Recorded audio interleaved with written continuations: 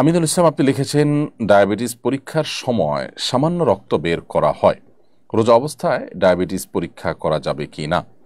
ভাই আমিনুল ইসলাম, ডায়াবেটিস পরীক্ষার সময় সামান্য যে সুইয়ের অগ্রভাগে যে পরিমাণ পানি থাকে ওই পরিমাণ রক্ত যে বের হয়, এর ফলশ্রুতিতে আপনার অজুও ভঙ্গ হবে না যদি এটা গড়িয়ে পড়ার মতো অতটুকু না হয়।